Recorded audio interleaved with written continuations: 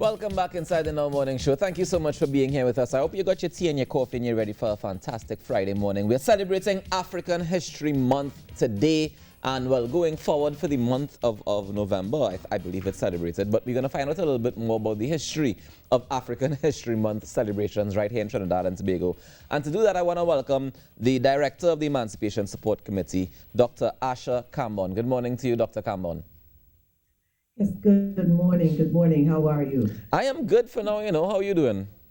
Fine, thank you. And actually, I was listening in this morning and there was so much good vibes coming from yourself and our sister there that I thought, oh, what a wonderful team we have here and what good vibes for starting African History Month. Well, we appreciate that so much. Being able to join you all this morning. And we appreciate you being here. So tell us, why do we celebrate African History Month and when did we start celebrating it? Okay, interestingly enough, African History Month has quite a long genesis. It began in around 1926 in North America by a university professor named Dr. Carter G. Woodson, who wrote that brilliant book called The Miseducation of the Negro. And if you remember, Lauryn Hill had an album called The Miseducation of Lauryn Hill. Yeah. And she took the name of her album from Dr. Carter G. Wilson's book on the miseducation of the Negro. Nice. But in Trinidad and Tobago, well, it was not until, although he began it was a 2-week period that he began in 1926. It didn't really kick off in a very, very big way until 1969, when African American students decided that there ought to be an African History Month, certainly not just 2 weeks of study. And that sort of spurred what was going to happen around the world. That marked what would happen. Countries like the UK and Brazil. Brazil always celebrated African History Month in November, but America presents African History Month in February because of Carter G. Woodson. In the UK and in Ireland and Germany and places like that, they do it in October. African History Month is in October, based on their development of and recognition of the year. We in Trinidad and Tobago, we selected November, and that actually happened in around 1980s. It was around the 1980s. I want to get the exact timing. I think it was right. It was 1987, 88. I just wanted to make sure I had the dates right. Mm-hmm. And it was there's a lovely sister by the name of Maureen Thompson. And Maureen and myself were chatting at home, our family home, the Kambon family home, in around 1987. And we felt that it would be a good thing for us in Trinidad and Tobago as well to have an African History Month, a month when there was some focus on African history. And we talked about what was possible. Was it possible to do it in February? We said, no way, Jose, because of course, we don't want to clash with Carnival. Mm-hmm. And Carnival absorbs the energy and is the moment of excitement and energy in Trinidad and Tobago. So definitely it wasn't going to be then. And we thought November was good because it was the time when the students were in school. Of course, we celebrate Emancipation Day, which is the historic moment when we were able to end that horrific moment of enslavement in the world and allow everyone else in the world to be able to enjoy the freedom to be a person in their own right. When we ended enslavement, it meant that no one else in the world could be brought in to this part of the world as an enslaved person, so that our sisters and brothers who came from India thereafter had to come on a contract because we had fought and struggled to end enslavement. Yeah. Otherwise, the British would have been glad to bring them in as another group of enslaved people, because the idea was to have as much free labor as you could have, so that the so-called mother country could be as wealthy as it could be, and people could enjoy the privileges of wealth. But but so we did have that moment of celebration of that, marking that observance of emancipation in August. And so we thought African History Month would best be celebrated in November when students were in school and we could do the kind of work that is done to help people understand the history of African people in Trinidad and Tobago, the history of African people in the diaspora, the history of African people on the continent, and our contribution to Western civilization, as it is called, our contribution to the development of the societies in which we have been trafficked into, and which we made our own homes. So it was a very important moment for us. And many organizations at that period, such as Club Louverture, participated. The African National Association, there was in those days the African Association of Trinidad and Tobago, a wonderful sister by the name of Pat McLeod, later to be known as Sister Iya Shagaomi, and the sister was one of those who also joined us and said, yes, let's make this happen. And in those days we had film shows, public lectures, discussions in schools and so on. Now, Dr. Kambon, through the work of Sister leadership of under the leadership of Sister Zakia Uzoma Wadada, who is the executive chair of the Emancipation Support Committee. Now, the organization is privileged to be able to celebrate more than 10 years of organizing African History Quiz in the school system, in collaboration with the Ministry of Education. And it is that opportunity when children in secondary schools get an opportunity to learn about the achievements of African people, their contribution to Trinidad and Tobago, to the wider society, through either their knowledge and their contribution to science and technology, or their contribution to art and culture. Beautifully, every year as well, we have a spoken word competition for children.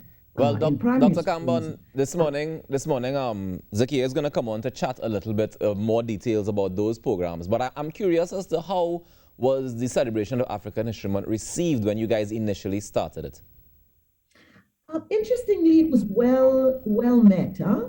I think, remember, there was that period from the 1970s. The Black there was Power this Revolution. Period of, let's make sure we know who we are. Yeah. You can't come to the table of civilization if you don't know who you are. If you have nothing about yourself to respect. And when the education system does not give us the knowledge about who we are, then we don't know why we should be respected. So if someone disrespects you, if someone treats you like less than human, you are struggling, you know inside you, there's some deep feeling inside you that says this is wrong, this injustice is wrong, but I don't know how to counter it. And that's the reason we decided to provide that kind of knowledge and basis, so that every child can comfortably say, oh yes, I know that we were the contributors in Trinidad and Tobago. And interestingly, in the SEA, there's this question that says, what have people contributed? The different peoples who are living in Trinidad and Tobago, what did they contribute to the society?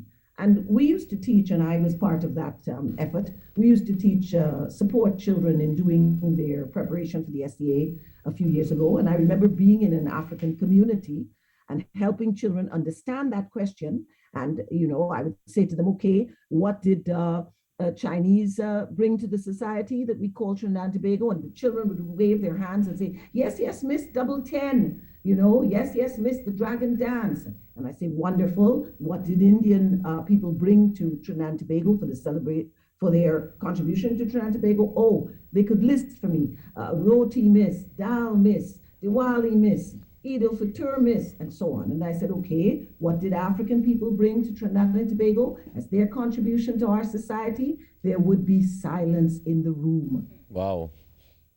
There would be silence. We couldn't say pigeon peas. We couldn't say benet. which is the sesame seeds. We couldn't say steel ban even. We couldn't see that as a contribution of African people. We couldn't say freedom, so that no one else could be an enslaved person. All those, the recognition of the fact, the very essence of the human being, that no one could be treated so unjustly again. So there are so many, so many. We couldn't talk about the dance and the limbo and the ballet and all those beautiful, because it is just not taught. There is this vacuum of knowledge. Even the words, the words that we bring with us. When Rudder says, "Don't make basa basa," basa basa is a good, solid African word that means confusion. Oh, yes. And we don't know that. We think, Yeah. what is he saying there? Just a make-up word, maybe. Yeah. Has it improved over the years, though? There's lots that Doc- we need to learn about Yeah. our contribution in this side of the world. But would you say that it has improved since then, in terms of the knowledge that we have about ourselves? It has improved, but what worries me is the education system has not improved. Our children are still given, mythologies about the development of Trinidad and Tobago, the discovery by Columbus and those kinds of Western mythologies that there's no truth to. And, it still persists and prevails in the education system. And there is not enough research that's been done, although the research has been done. It's just not taught in the school systems. Yeah. The books continue to diminish African contribution. And we are in the decade for people of African descent. The UN, the United Nations, globally, all the 187 countries globally agreed that there is this lack of recognition of the contribution of African people to world civilization and to the diaspora wherever they are. And hence the reason the United Nations agreed that there ought to be a decade for recognition, for development, for justice of African people globally. And unfortunately, we've not made use of that window of opportunity which the decade provides to transform the knowledge that our children receive in the school system.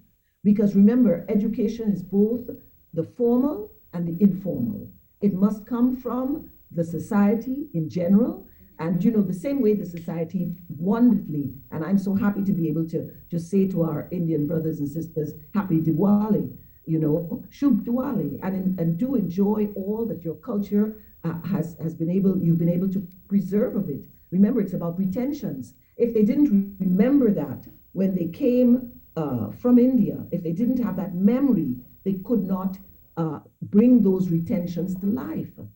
And that is the tragedy of African people who were trafficked and forced to come to this part of the world. They had memory, but that memory was denied expression so that you could not have. And yet still, despite all of that denial and all the beatings and the whippings and the lynchings, and even in Trinidad, we tried to think that enslavement was a peaceful process. It was a nice process. We're talking about Picton, for God's sake. Picton was one of the torturers of young, and there's the historic documentation of him torturing a young African mixed woman of both African and European ancestry from Diego Martin. Wow. I mean, this is no one for us to be acclaiming in our society for having all these things named after. This Picton was a horrible guy. He started apartheid, the methods of which were used in South Africa. Yeah. We've got to get our history right. And it's very important for us to get it right and for us to continue learning. So I appreciate the work that you guys have started and continue to do to this day. But that's all the time we have, unfortunately, this morning. But I want to thank you so much for joining us this morning, Dr. Asha Kambon.